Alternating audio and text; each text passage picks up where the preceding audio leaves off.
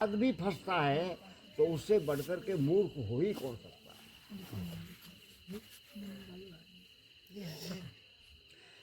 तब वेद व्यास जी ने विचार किया कि इसने घोड़ा गधा सूकर सब मुझे ही बना दिया, तो मैंने ही वेद और शास्त्रों का अध्ययन किया है और मुझे ही ये कह रहा।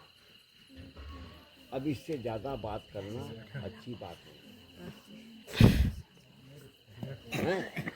तो उन्होंने कहा कि अच्छा ये बताओ, पिता और पुत्र के व्यवहार के लिए तुम्हारा शास्त्र क्या कहता है? कहा पिताश्री, शास्त्र तो ये कहता है कि पुत्र को पिता की आज्ञा का पालन करना चाहिए। तो कहा फिर तुम मेरी आज्ञा का पालन क्यों नहीं करते? कहा नहीं पिताश्री, यदि आप मुझसे कहें कि प्राण दे दे तो प्राण तो मैं दे सकता हूँ, जो आप आज्ञा दे रहे हैं कि विवाह कर ले, इस आज्ञा का पालन मैं नहीं। तो महाराज जनक ने कहा, उन्होंने वेद व्यास जी ने कहा कि अच्छा मैं तुमको विवाह करने के लिए नहीं कहूँगा। तो कहा फिर आप आज्ञा कीजिए और मैं करूँगा आपकी आज्ञा का पालन। तो कहा जो श्लोक तुमने मुझे सुनाए हैं, ये श्लोक जाकर के मिथिला नरेश राजा जनक को सुना।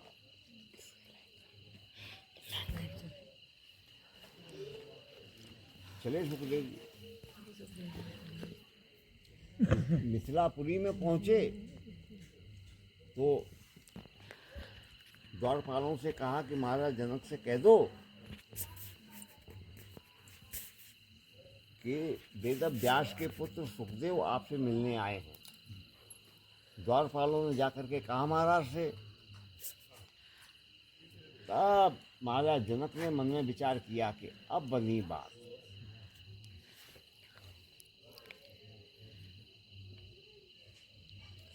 देवताओं में श्रेष्ठ देवर्षि नारद तो मुझसे हार करके गया ही है।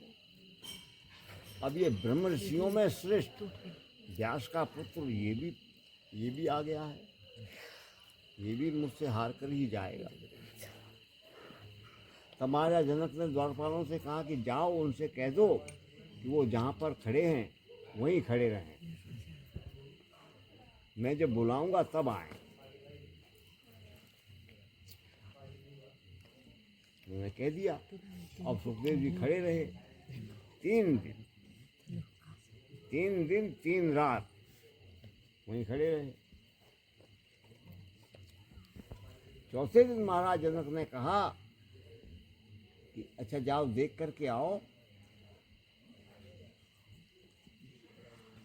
कि सुखदेव के भृत्य को देखना कुछ क्रोध आया है कि नहीं आया है।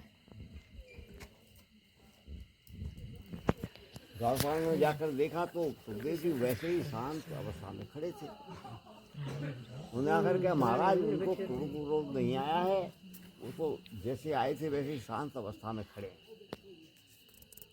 तो महाराज जनक ने विचार किया कि हो सकता है ये लड़का मुझे परास्त कर दे।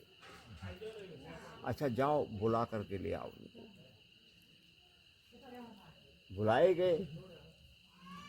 सुखदेव जी ने जाकर के वहाँ देखा कि महाराज जनक सोने की कुर्सी पर बैठे हैं और आगे सोने की ही मेज रखी है जिसमें रत्न जड़े हुए हैं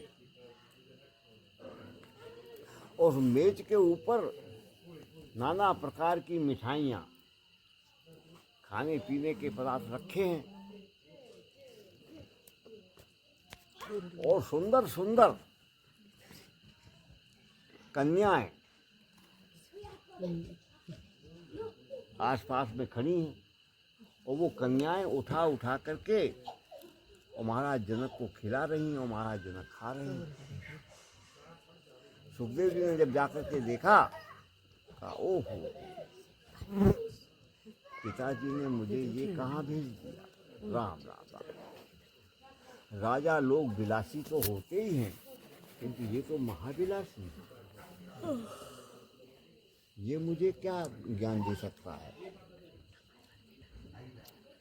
जब उनके चेहरे की ओर देखा तो महाराजा जनक पहचान गए कि इसके मुंह में ये रील जल रही है।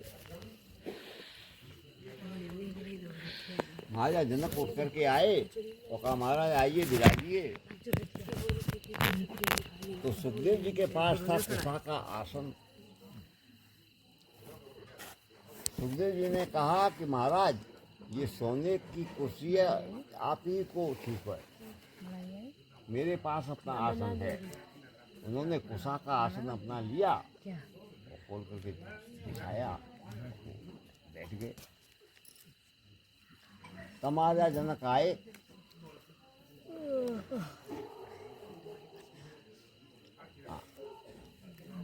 वो भी नीचे ही बैठ गए। फिर तब कहा कि अच्छा आप बताइए किस लिए आगमन हुआ है आपका?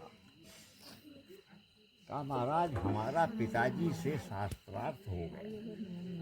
अच्छा शास्त्रार्थ में विजय किसकी हुई? कहा मैं ही जीत करके आया हूँ। कहा अच्छा शास्त्रार्थ में पिता को जीत कर आए हो। अच्छा ये बताओ शास्त्रार्थ हुआ किस विषय पर था? कहा महाराज वो कहते हैं कि विवाह कर लो। तुम क्या कहते हो? मैं कहता हूँ विवाह नहीं करूँगा। कहा क्यों नहीं करोगे? कहा इसलिए नहीं करूँगा कि मुझे माया से डर लगता है।